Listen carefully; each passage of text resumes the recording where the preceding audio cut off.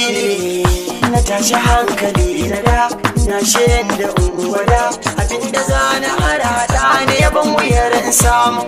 zama muke kamar cida mai ko muke yaman gyada abinda za mu sa a cikin yana wuyar mu samu muna halin da babu daɗi ga 'yan siyasa na ta kauri su ne suke raban mu kuɗi lokacin zaɓe ya dawo suna siyan mu adana baran da ni mu adana su samu ɗaukaran sana mu dorawa dukkan mutum da ba za ya ce su sun yi ba mai lokaci ya shuɗe ga rayuwa ta bauɗe mu tara ilimin mu aiki yana wuyar mu samu tashi na hankali ga mu da an fito da an gamu ba wanda za ya ja da mu zuciyar mutum ta kuwa na wake batu na kauri faɗa muke mun saba da marmarin ai arba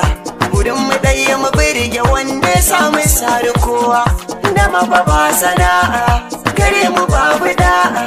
mu dai gani muke idan aka ba mu mai komai kullum fa rayuwa muke ba wanda za ya tsallake cikin kasar mu mun jiga ta kan ya samu kawara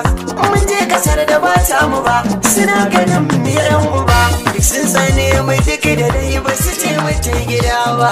akon a tashi zan faɗa kasar mu ba da largyada bare mu zo mu dawo da kwanta mu rarraba mu kowa